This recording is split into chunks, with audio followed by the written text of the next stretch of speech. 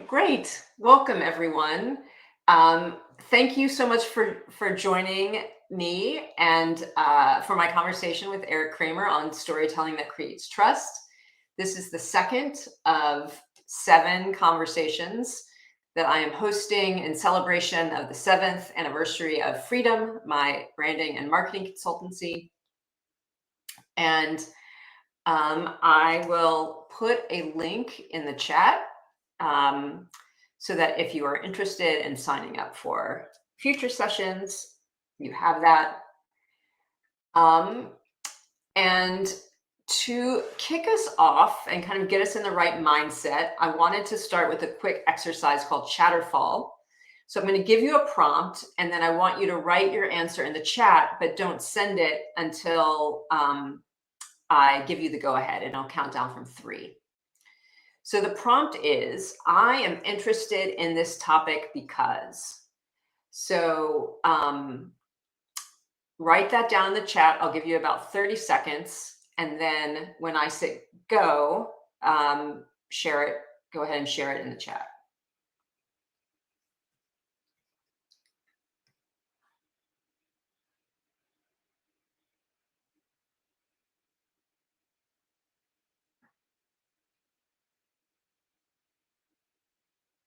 Okay, 3, 2, 1, share.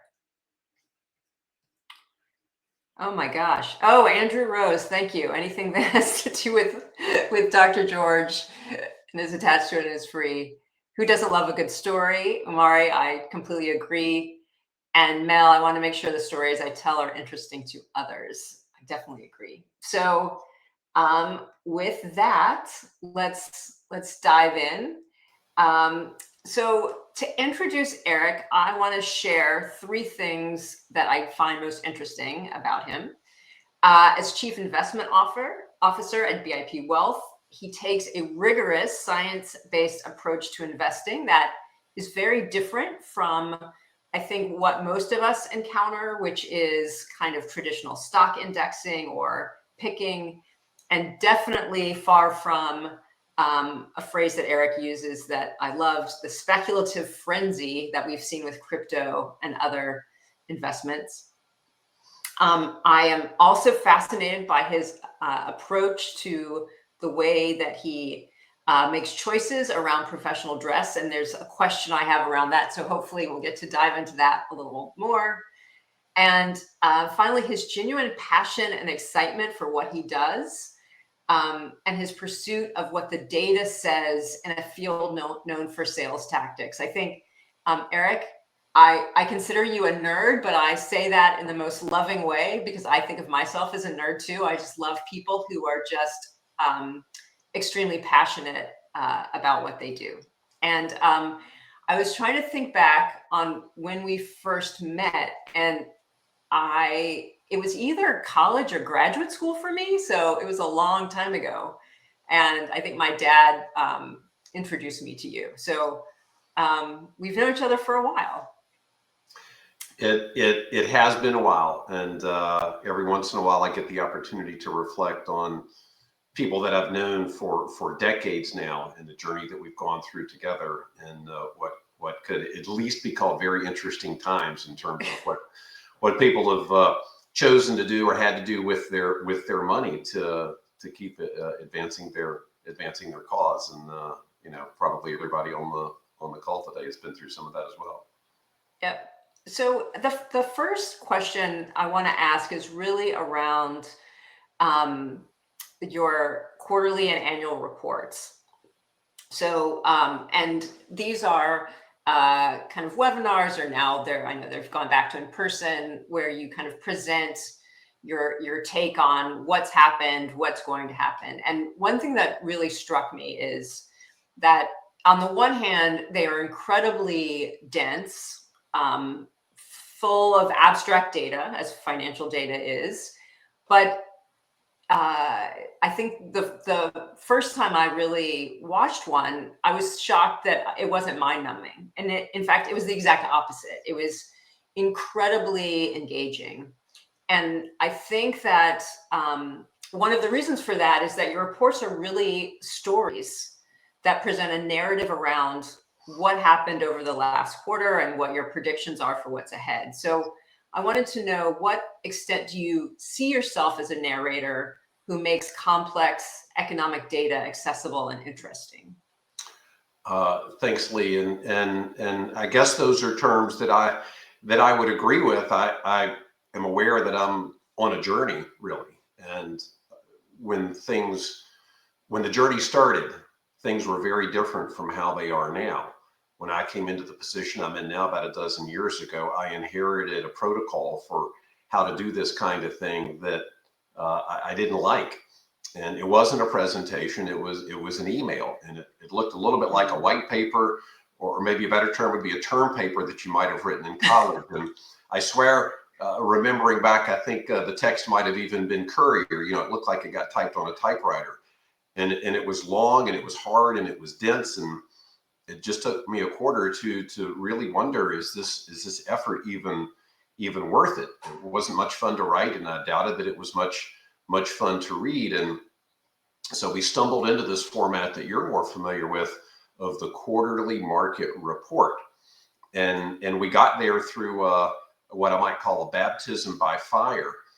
We were coming up on the election with Mitt Romney and Barack Obama, and we realized our client base was extremely political, and advisors at our firm were getting calls every day asking us to get in the market or out of the market based on who they thought would win and what their politics were.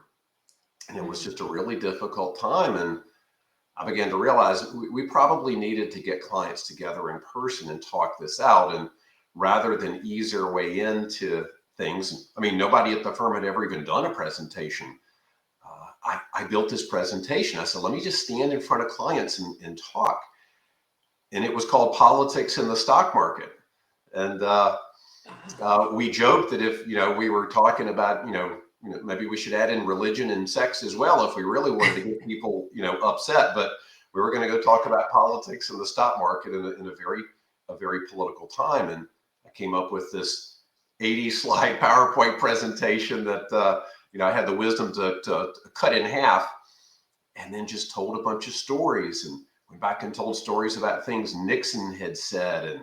And I showed video clips of Mitt Romney saying we should have a mandate, everyone has to buy health insurance, and Barack Obama saying we shouldn't, which of course were the opposite of the positions they ended up in the campaign. And just got people laughing, and talked about the evolution of healthcare across centuries and different societies, and was somehow able to take all of this information that people were just angry at each other about. Everyone wanted their particular point of view to be the one that others saw.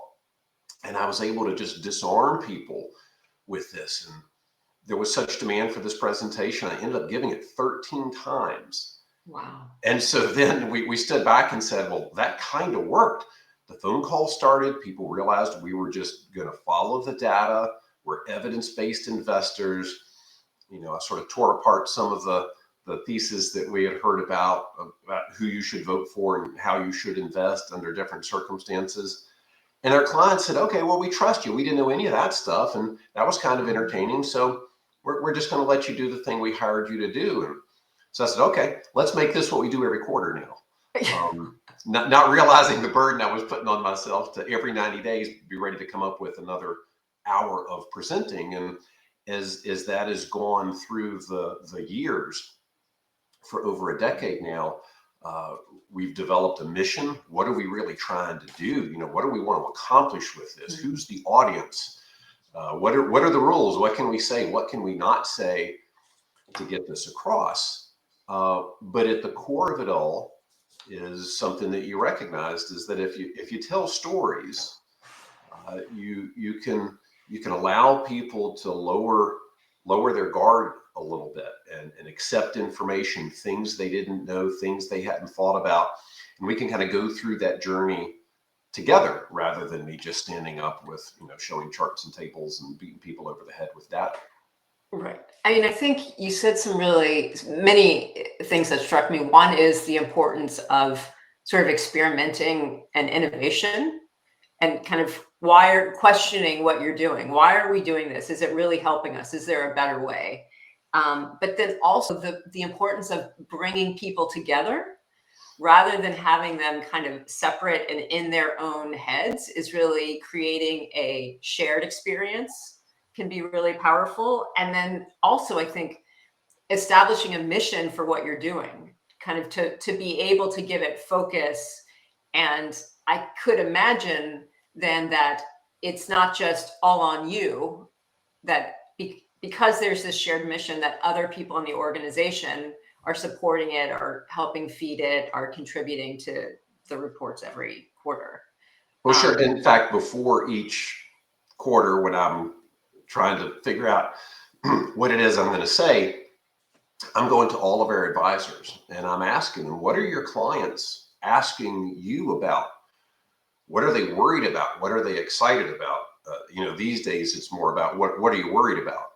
And at the same time, and I think someone in the chat mentioned this idea of a contrarian message. Our industry of investments is full of what I'll just call bad information and sensationalism.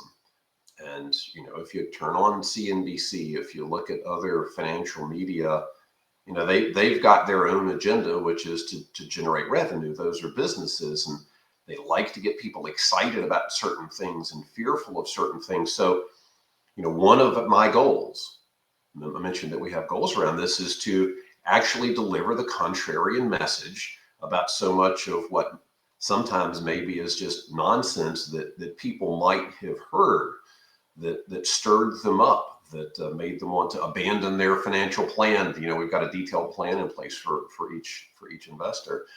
So it is very much a contrarian message. What's the silliest thing I heard today? How can I sort of take apart that in maybe a humorous way so that someone's not worried about that? And so there is a lot of contrarian messaging that's going out, with me not knowing for each participant in the conversation which one they might have heard. So sometimes I have to tell a story. I turned on the TV the other day and I heard this crazy message, and here's what I liked, but here's what you might want to think about. And so try to get at that. I think too that something else that struck me, in addition to being so kind of riveted to your presentations, is that another reason for that is that I think oftentimes when I see people who are presenting lots of data that's very dense, they seem to have this compulsion to demonstrate how smart they are by going completely in the weeds of these numbers to a level that, as an audience, you're just, you're overwhelmed and you're lost. You have no idea where you are, how to orient yourself to this information. And you're just sort of drowning in data. But I think of you more as a curator. So you're really you're not there to kind of show us how brilliant you are. You're there to really show us what we need to be paying attention to and what we don't need to be paying attention. So you really kind of pull out what matters and explain why a particular trend or issue is important. And I hope I've always done that, Leigh. I got to be honest. I think maybe in the early days, I probably suffered a little bit from that. But I'm going to guess that I've been to more boring financial presentations than anybody else in my audience. Being in the industry, you get exposed to that, and it's awful. It's just terrible. You suffer.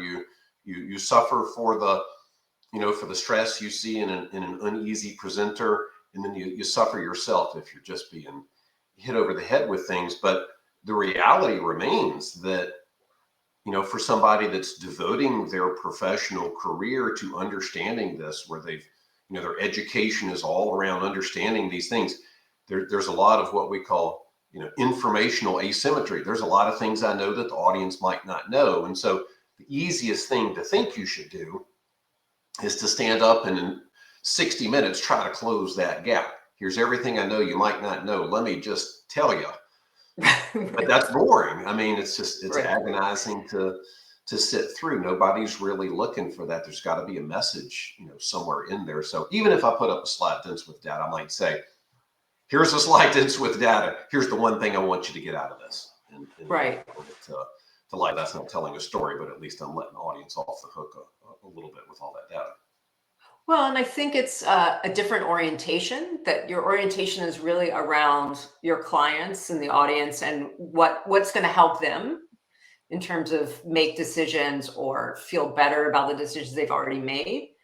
And that's a completely different orientation from someone who just feels like they just have to share a bunch of information and make it sort of more about them. And I think that that's also kind of key to storytelling, really, right? You're kind of painting a picture for someone. It's not about you. It's about an experience that you're creating for someone else.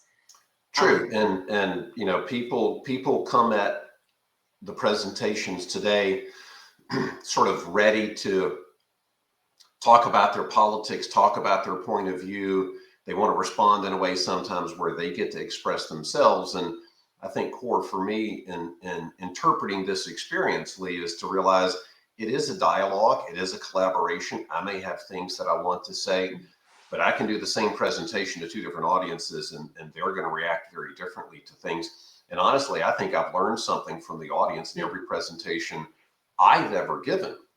And so this willingness to learn and this willingness to accept that the audience can teach me something hopefully creates enough of a humility in going at that the audience senses that. And, you know, people certainly want to hear a little bit more from someone who's humble and maybe cares if they have something to share on the topic that comes up as well. Right. I think it's such an important point, the sort of reciprocity between the person telling the story and who you're telling the story to, the speaker and the audience. How do you determine what is and what is not important to share as you're putting these stories together? Uh, I've learned to trust myself, and it's not always the perfect measuring stick for things. But what I've come to learn as I have looked forward in my career and thought, you know, for the next decade, I'm going to have to come up with, you know, 40 more of these presentations. What in the world might I talk about? I've realized that if it interests me, and I have to be just a very curious person, anything in the world can change the investment environment. And so I'm scanning the environment constantly. And if it's interesting to me, I come across something where I just go, wow, that's fascinating. I've learned to trust myself. My audience will find it fascinating too. So if it gets my fire lit, I'm like, wow, I can't wait to share that with people and talk about this in a presentation. And that's really become the barometer that almost always works. Now there's been some failures around that might be interesting to talk about, but usually that's the way. Yeah. So what role does your audience play in terms of how you prepare these? So you mentioned earlier that you do go around to advisors and try to find out kind of what's on people's minds. Is there anything else? Well, let me tell you about a failure in that effort that maybe is instructive. When the COVID pandemic first became a thing where people knew what COVID meant, we had immediately realized we were going to start working from home, and we weren't going to be able to do these presentations in person. And you know, all of a sudden I realized I was very much going to be out of my element.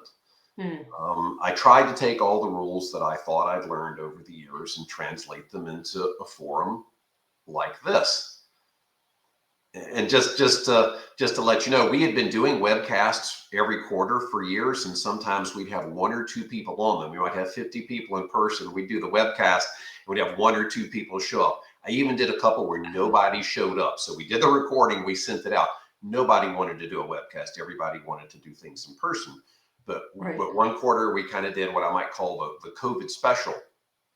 And we went from not just one person or 5 people. I think we had like 140 people on the webcast. I mean, we'd never had that many people in person. So clearly it was a different world.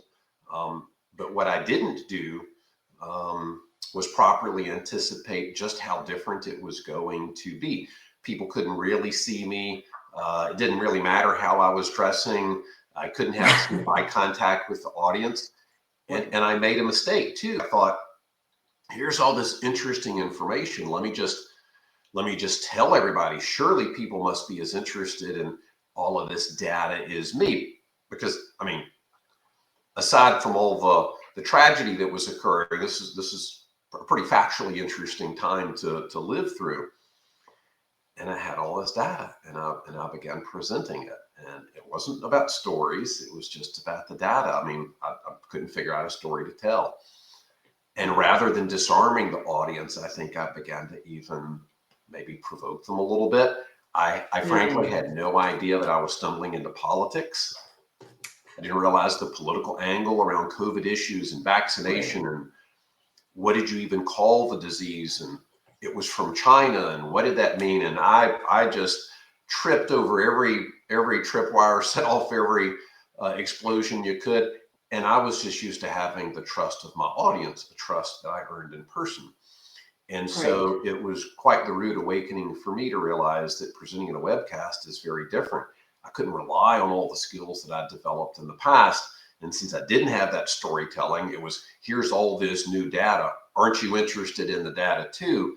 I just, I don't think I did a very good job with it. So I've learned a lot from that experience, and I've learned to scan even better all points of view, all websites, and have sort of taken a few particular lessons to heart that we might get into about contrarian points of view, politics informing how people think. And anyway, it was kind of traumatic professionally for me, but quite the learning lesson that you don't always get it right. Yeah, and I think you bring up a good point, which is, I think one of the challenges of telling a story is you have all this material, right? Either all this research or data or information, and how do you weave it into a story? What are sort of the processes that you use, especially as you say, you want to be aware of any potential pitfalls that you might step into unknowingly, to be aware of things like how politicized the environment has become. Yeah. Well, the most boring story you can tell, I think, as a presenter is about yourself. There's a very small limit that it's easy to go past where, let me tell you a story about me. So, sometimes I've told the story, I got into this business because I used to manage restaurants, and we did financial statements weekly. Anybody that's worked in the restaurant business would appreciate this. The joke is you needed to find out who stole from you that week. Was it the cook or the bartender, right? So you have to, again, if you've worked in restaurants, you know what I'm talking about. But I say that lightheartedly, but you learn how to run financial statements, and that kind of led me into it. And there's a lot of lessons that I've tried to carry across that with stories that I tell about me. I learned to cook. My mother was an economics teacher. When I was just this little bitty thing, I'm standing in front of a stove, leaning up. I can't even see the pot that I'm stirring. I just remember I had to stir it for 10 minutes to thicken the gravy or something. And it's funny, if you're a little kid reaching up onto the stove to stir a hot pot, every once in a while you touch something hot. And you can even make a story out of that, because the normal human reaction is to recoil and say, I'm never going to do that again. Well, when I talk about your portfolio, Leigh, I can say, okay, last quarter, you lost a bunch of money with your stocks. Let's go do some more of that. The basic human condition is to not do things that bring you pain. Well, rebalancing a portfolio means let's go do more of the thing that just caused you the most pain. Okay, you lost a bunch of money in this asset class. Let's do that. If I say buy low, sell high, you're in. But the reality of it is we're going to go do the thing that just did the worst. We're going to go put money in the asset class that just caused you the most pain. And that's not unlike how we all react to the world around us, and not unlike how you react when you're a little kid, standing there next to that stove. You touch something that's hot. You say, Mommy, I don't want to do this anymore. But working with investments, it's the reason professionals usually do so much better than individuals is you actually have to come back and do the thing that just caused you the pain. Okay, so that was a story about me. I probably went on too long, but I promise it's the only one I'll tell today, because you get one of those at most. The best story is about the audience. So, how do you tell a story about this audience of people? Well, let's say I'm going to talk about something as data driven and boring as unemployment rates. Well, it turns out that there's a couple places we get those from. One of those is called the household survey. So, I can ask the folks in the audience today, has anybody ever called you on the phone and said, I'm calling from the Bureau of Labor Statistics. I want to talk to you about your work. Now, some people might have got that call. Some people might not have, but most people could imagine getting that call. I've done the setup. And, if they call you, if you get that call in the future, they're going to say, do you have a job? And for most people, that's yes or no. And then if you don't, they say, do you want a job? Well, what if you're 50 years old, 60 years old, you've been financially successful? Maybe you're a golfer. Maybe it's a sunny day. Maybe, you're semi-retired. You just do some consulting gigs. Do you have a job? Not today. Do you want a job? Not today. You get the same call on a rainy day and the stock market just went down last month. Do you have a job? Yeah. Do you want a job even if you don't have one, a consulting gig? Yeah, I want one. And I'm trying to illustrate the variability, the unreliability of how households respond to the survey. So I don't need to tell a story about me. I'm not just going to let me read how the data gets put together. I'll put the audience in a story. Imagine you got the call. Have you ever had the call? How would you answer? I'll ask them the question. Would you answer? What do you like to do that gets you out of the house? Would you say you're looking for a job in that day? What if the stock market was just up 30% last year? Are you still looking for a job? I can put them into that situation and let them imagine the different answers they give. So that's better. Yeah, I think that's really fascinating, is this idea of kind of, especially with numbers, are so abstract, and it's so hard to kind of connect with them if you're not a numbers person like I am, who I proudly state that I haven't taken a math class since college. I mean, since high school. And so the idea of kind of bringing, kind of showing the human side of numbers, bringing the kind of humanity out, kind of showing where that because numbers aren't abstract. Ultimately, they are tied to real people with real lives doing real things. So I think that's such a powerful way to instantly engage someone in something like data, which can be so seems so kind of foreign and not relevant to you as an individual. And my instinct as a young professional was that the data would always point the way. Right. One of the other things, Leigh, that I learned from that bad experience, where for the first time we were trying to explain to everybody what was going on with COVID. We're not immunologists, but we were attempting. Is this idea that even when you have the data,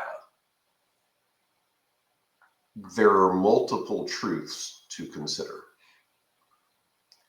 The data can be interpreted differently. There's actually a book out there that you can order from Amazon. I don't know if it's made just for financial advisors, but it's How to Lie with Statistics. I kid you not. That's the title. So there's the data, but you can lie with statistics. You can take the data in different directions. So there's still this overlay. And one of the things I've learned over the last few years, and I think the COVID pandemic has pointed this out, is most people interpret what you're saying first through the lens of what they already believe. And actually presenting people data is the worst way to convince them of something. And so most people, psychologists have known this for years, and have especially, have reinforced it with experimentation over the last decade. We come at our politics, we come at our interpretation of the economic data through what we already think. We look for data that supports our point of view, and we tend to disregard other things. So even when you're talking about data, the audience isn't thinking about data. They're starting from the point of view of what they already believe, and then trying to figure out, do you agree with them? And if you do, you have credibility. And if you don't, you don't have credibility. In the case for employment numbers, as we had different presidents, the whole Bureau of Labor Statistics is rigged. They're just trying to discount this and that. And, you can go with that with all the data, but you usually won't win the argument. So, if you can tell a story, maybe you can get past that. But I think there's even a higher analysis that you can do that, again, maybe is even more respectful of the audience. And so, almost 3 years ago, when I'm presenting this data about COVID, my assumption was that the CDC was an uncorruptible, unimpeachable source of truth around these issues. Well, I quickly learned that just assumption on my part. Again, I'm not an epidemiologist. I don't know. I just thought everybody thought that. I thought that for some reason I don't even think I could articulate. Well, I quickly found out that that's not the case at all. Here's an organization that I thought was just all about the data, and a lot of people didn't believe what they were being told. And that lesson forced me to realize that there might be some truths to these alternate points of view, these contrarian points of view, what you might even call conspiracy theories. And I've done a fair amount of research to really go back and understand that at any point in time for centuries, there are things that the smartest people, all the smarties, the ones at the top, right, thought were true, and they later found out it wasn't true. So consensus doesn't mean you're right. We all have joined a tribe, multiple tribes really, but we've joined a tribe, and we really learn by what our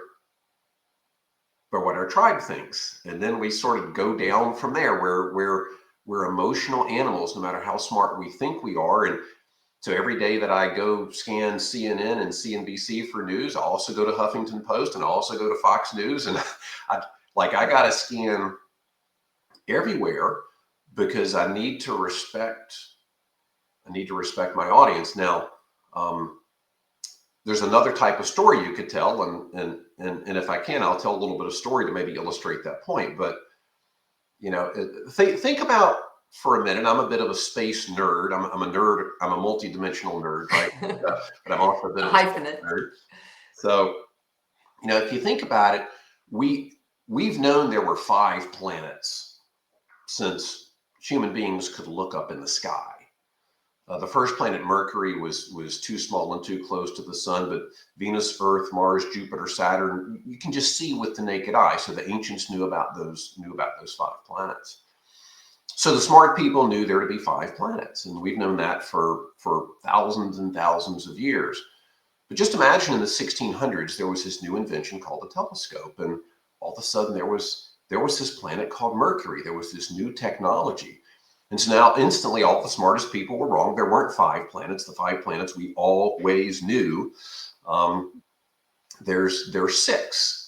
So, okay, so, the smartest people, eventually got on board with that. They learned about how telescopes worked, and then we all believed something different. But then we began to go in the other direction. So, just honestly, right around the time this country was founded, we discovered Uranus because telescopes are getting better. We can see more things. We thought we saw something funny in the sky for years. And by then we had the advantage of the math that Isaac Newton had been able to develop. And we could do exercises in what's called orbital mechanics. And we could work out how the planets orbited, how fast they moved, where we should see them in the sky. And it left us in a position to look at Uranus and go, the gods are doing something very different there, right? The smart people thought that it should be one way, but it's doing something different. And we use this math to say there's another planet. There's another planet, and we use that math to say point your telescope here on this day, and you'll find this other planet. And astronomers did, and they found yet another planet called Neptune. And it was the victory of science. If you were alive at that time, you were amazed. And this was pre-Civil War. We were using advanced mathematics, and we discovered that there was another planet. So if you were one of the smartest people in your in your community, you were part of the smart tribe, something that, I think probably everybody on this call right now assumes that they're a part of. You now knew how many planets there were. And then something really odd happened. We looked back at Mercury, the first planet, and said, it's not moving right either. Uranus wasn't moving in the right way. It did something funny. It didn't obey Newton's laws. Mercury doesn't obey Newton's laws either. There must be another planet. And so, Leigh, for decades, all the smart people were sure there was another planet. We even gave it a name, Vulcan. We taught it in school. So the planets start with Vulcan, Mercury, Venus, Earth, Mars, all the way up to Neptune. And it wasn't until Einstein came out with the general theory of relativity in 1915 that said, no, a mass as big as the sun warps space-time. That's why Mercury's orbit looks so odd. There is no Vulcan. And so then all the smartest people thought a different thing. So if you want to go back and say, what did all the smart people think? That story changed constantly. But if you were in the smart tribe, and we're all in one tribe or another, a political tribe, a tribe around our profession, what do the smart people all know to be true is going to continue to change. So when somebody tells me that they don't believe what the CDC says about COVID, they don't believe vaccinations are what we think, I have to say, well, maybe that's true. Maybe that's not. Let me collect the information that's out there. But again, it goes back to the respect for the audience and my need to be very careful about what I present as a truth. So I can get people to believe a lot of different things with my storytelling, but underlying all this, again, has got to be this humility that even what the smartest people think might be wrong. I might be wrong about economics. I got a lot of things to say about the Federal Reserve this quarter. I might turn out I'm wrong about that, and hopefully Right. that comes across. Yeah. I want to talk to you about risk or I want to ask you about risk because I think, your job is not just to tell these stories in a way that you can engage your audience and build trust, but you're also identifying and talking about financial risk, weighing it when considering, how to maximize wealth. At the same time as you're trying to gain trust. And as you mentioned earlier, it's that can be hard in your metaphor with the hot pot on the stove when you tell people something that seems intuitively to go against their deepest instincts. That can be really challenging. And there are a lot of emotions. I mean, even around what we think of as truths. Sometimes it's not so much about whether something is true or not, because what's really driving them is their emotion or some deep kind of belief that kind of pushes up against truths and science and data. And so how do you use reports to build trust when your job is to talk about risk? Sure. Well, if you ask most people in my position to define risk, they were going to say that it's the standard deviation of the stream of returns. This percent up or this percent down that you get over a period of time. And you can mathematically measure the standard deviation. And that's used in almost every equation in the industry. It's used in your financial planning software that your advisor has used to try to figure out, at what age can you retire, on what budget.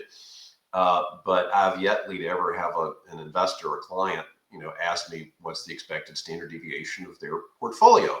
We even talk about it, but they don't know that and they don't care. So, there's a mathematical version of risk, and then there's a real world version of risk. And most people don't care mathematically about the risk that their portfolio outperforms. Has a big year. Mathematically, it's the same as going down. But they care about the downside of risk. And so already you're realizing the math doesn't get you there. So risk is one of the toughest things. And to be honest, when we're working with a couple, couples usually, just like any two individuals, have different versions of what risk means to them. So when we're working with a couple versus working with an individual, we need to ask them in one-on-one sessions, what are you worried about? What scares you? And so one person may say, I just want to beat my buddies at the office in my returns every year. I'm really worried that they did better than me. We're all competitive about that. And then the other person says, I'm really worried that, when we're trying to retire at 60, our portfolio's gone to zero and we've got nothing and we're living off of Social Security. Two completely different answers, but technically within the same household, two people that share a financial plan. So, two people can have a very different idea of what risk means. And, I've learned the lesson the hard way about risk, and it's maybe the toughest nut to crack in the business. I'm glad you asked about it. But, when we're in times like we're at right now, the stock market has gone down a lot. People don't think about risk as the ups and downs of the market. They think of risk as more than just, the market going up and down. They start to say, is it going to go to zero? Is civilization going to fall apart? A lot of people worried about that during the Great Recession. A lot of people began to worry about that when the market lost almost half its value in a matter of a few weeks. And, in the spring of 2020, when the pandemic was taking hold, people worry that now you're going to get outside of the system. Okay, here's what the stock market's done for the last 100 years. Well, but maybe it goes to zero next year because this new thing. Maybe Russia uses tactical nuclear weapons against Ukraine. Well, we've never had a nuclear war. Maybe it goes to zero then. So risk moves in through what is known in the business as different regimes. And if the regime is it's up and down because we have a recession, then we have a expansion and whatever, that's one version of risk. But the different regime is we're in a nuclear war. The different regime is we've got a pandemic. Then risk means something completely different, even to that guy that's in the office trying to figure out, whose 401k did 1% better, when he and his buddies are looking at their numbers. So it's a very difficult topic to tackle when it means different things to different people. Right. Well, kind of to build on that, unfortunately, we have had a lot of bad news lately. You mentioned some scenarios, some which are hypothetical, some that we've actually lived through. And I've noticed that in your reports, you don't pull punches. You don't try to paint a rosy picture when things are not rosy. And so how do you address bad news while managing clients' fear around their investments? Well, early in my career, I was in a position where a lot of predictions were being put out about what would happen. And, if you put out a very pointed prediction and it doesn't happen, you have to apologize for being wrong. And you spend a lot of time apologizing for being wrong because you're probably right, about half the time, because economists and, financial professionals don't have a crystal ball. So you have to step back to the beginning of the question and say, here's a bunch of things I'm really worried about. That's a valid thing to say. You're not saying for sure, here's what's going to happen. And you have to say, here's what I think's going to happen. And, if you've done your research properly, you can say, here's what usually happens. But I got to be honest, it's really going to require some patience. What you can never do in this business is put yourself in the position of promising. Trust me that the SEC regulates this business enough that if you do that, you get in big trouble. So just look at the fine print on anything put in writing by the financial services industry, and all these disclaimers are there to basically say, hey, anything I just told you that might happen, it could be all wrong, right? So you're sort of forced to say that even in fine print. But to be intellectually honest with your audience, you have to say, maybe here's what I think could really happen. So for instance, we began this past year saying, look, we've been saying it for 2 years. There's a lot of policies out there that really are likely to create inflation. Here are 7 reasons that we think that this is going to be highly inflationary, and it's just beginning to make its way into the data. And here's the problem it's going to cause. And fixed income returns could very well be the worst they've ever been in our history of the capital markets. Because this is what happens. We've never quite, gone into a year quite like here. So now we turned out to be right. Something else could have happened and it could have been different, but you lay out the case as best you can, and you trust that your audience isn't looking for the crystal ball. And if someone says, what's the stock market going to do next year? The most honest thing you can say is, I don't know. And a lot of people in this business will refuse to say that. They'll tell you what they think, but they don't start it with, I don't know. So I always answer, I don't know what it's going to do. Now here's some evidence that's probably going to do this, I think, based on this and this. And, I'm just going to trust that my audience is going to be there with me as I sort of lay out the case. But if you can't start with, I don't know, things could be really bad. I mean, the stock market could lose another 25% next year under certain circumstances. We all need to be a little bit scared about that. And that's a real statement right now. And it is true. And, you want people to have heard it from you first. Right. Right. So honesty is really the key. You can't pull punches. Yeah. Right, If I'm scared, I want you to be scared. Right. But, I need to be a creative entrepreneurial person that says, if you're scared like I'm scared, here's the thing you can do. Here's the plan. Right. Right. I mean, and it's also, I think, identifying with your clients and saying, look, you're looking at this through their eyes. You're on this journey with them. You're not kind of separating yourself out from what they're going through. I mean, there's a lot of people that I deeply care about that I've known for decades. And, I remember back during the Great Recession, I had clients sitting across my desk from me, sobbing in tears, sobbing, and they didn't plan to do that. I think when we scheduled the meeting, but, they were in a situation, even in some instances where I'd said beforehand, you don't need to take this much risk, that they really wanted to, and they were having regrets. Or in some cases, it was just, we had what everybody would have said was a prudent plan, but, they never imagined how many dollars they could be down from where they were before. So it's, we're invested with them, and you have to care. You have to care to do your job well. Well, what, along those lines, as you're presenting these reports quarterly and annually, what do you want your clients to come away with? How do you gauge whether or not your presentation has been successful? Sure. Well, somewhere along the way in my career, somebody impressed upon me the necessity of actually asking the people that attended, did you like this? Did you learn something? Is there something you think you should have learned? Was the food good? There's a lot of things you need to ask them. And by the way, when you feed people for a presentation, you usually do get a better response. Someone with low blood sugar is not always the best audience member. It's not good for them. Not good for them or you. So it helps when you can do it in person. You can make sure people have that. And we even joke at the end of one of these presentations, it's more bad news. We sort of hand out the cookies at the end, so at least people get that little extra sugar boost to feel better. But it starts with this asking, and now people have if you leave enough Q&A time, people can still steer the presentation in the way they need it to go. Like they've got some burning question. I didn't get the job done for them. What's your question? Here's some time. So don't talk too long. Respect their time and need to be a part of this enough that you leave the Q&A time. So then they can say, okay, here's what's bugging me. This is what I need to walk away knowing. And then they make it their presentation. I do my best to answer that.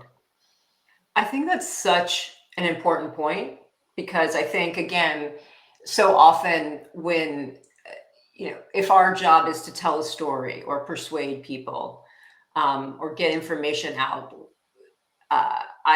in my work with clients, so often they do think it's all about them and that they have to hit certain points, and they're not gauging success by, have they actually connected with someone? Have they caused that person to think? And that what you described, I think, of, this is really about your clients. You need to make sure, and the way of looking at questions as, if they still have questions, I haven't done my job.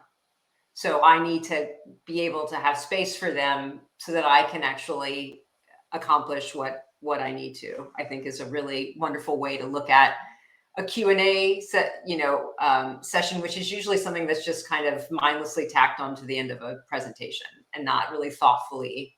In my experience with the surveys is, if you look at the survey of the person that got to ask the question and you treated it respectfully, no matter what their point of view was, you took something from it and you did your best to answer honestly, they're going to give you the highest score.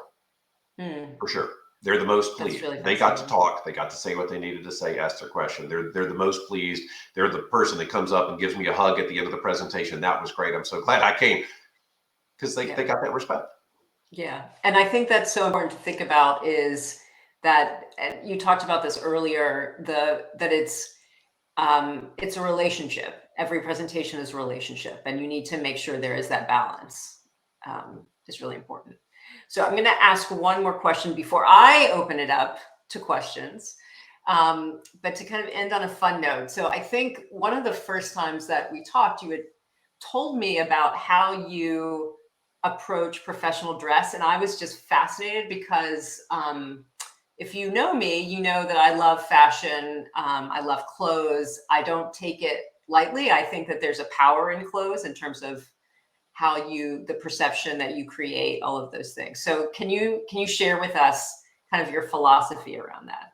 Sure. Well, when I got lured away from working with institutions as my clients and working with individuals, I realized that I needed some help on the fashion front. And so I did what maybe a lot of people do. And I found a guy that makes the suits, right? He worked for a company, and Tom James in particular, a lot of folks I'm sure have heard of them, and had this young guy who was extremely fashion forward, didn't dress like me at all. And my wheels are turning. I'm going, okay, is this going to work?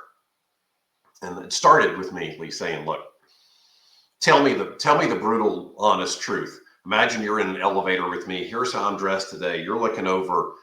Tell me what's in your mind, but you're not willing to say, maybe right here, unless I beg of you. And he just cut me to pieces. He's like, this doesn't work and that doesn't work. And you live in Atlanta. You don't wear a black suit unless you're going to a funeral, for goodness sakes, right? If you're in New York or California, maybe, but not in Atlanta. Like he just gave it to me hard because I sort of made him. And then he asked me a question that caused me to probably come up with the point of view you're referencing. He said, okay, if we're going to do suits for you, uh, how fashion forward do you want to be? Are you Bay Area, San Francisco? Are you New York? Are you Washington, D.C.? Are you Atlanta? And I'm like, what are you talking about? And he talked about the timeline of how many years forward relative to Atlanta you were. And if back then, 20 years ago, you went to the financial district of any major city, you saw the guys in suits. They were all the stockbrokers, financial advisors, right? And maybe the lawyers too, going out for lunch. But so where do you want to be in there? How far ahead do you want to be? How old are your clients? And it just, the education started there. And so I realized I'm kind of like to be just a little bit forward. And the older I get, honestly, the more forward I'm willing to be. Because when you're young, you want to look a little older. When you're older, you want to look a little younger.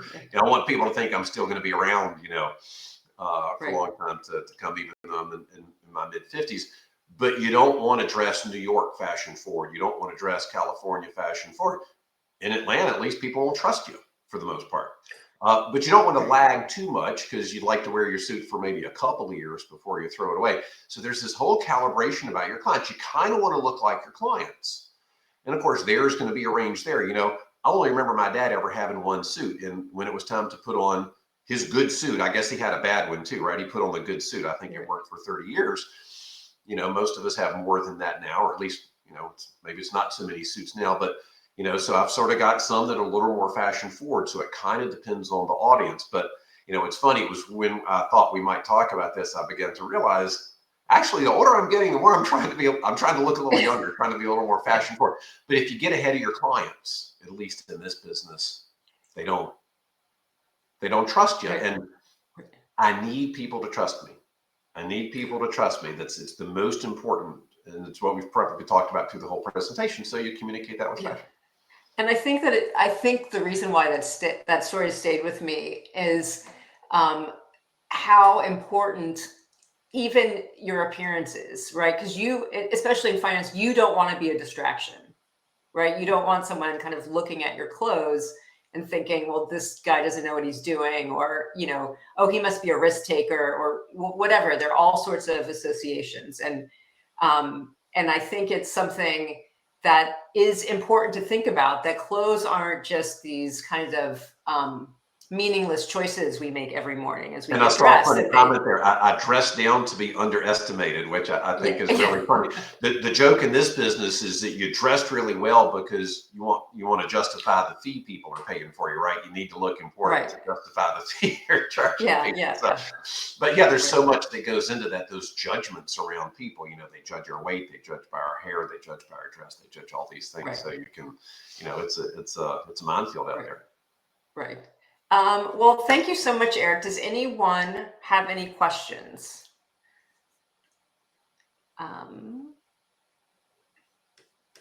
Well, thank you so much, Eric. I really appreciate it. This was such a fascinating conversation with a lot of points I know I'll be mulling over this afternoon. And thank you to everyone that joined. Thanks, Andrew. Appreciate it. Me too. And I hope you will consider joining other upcoming conversations. I'm talking to Katie Drakey on sourcing inspiration next Thursday, October 27th. And then the week after that, I'm having a group discussion with members of Ladies Who Strategize about cultivating nurturing communities. And that is on November 3rd. So thank you so much, everyone. Appreciate you being here and hope to see you at a conversation soon in the future. Thank you. Bye.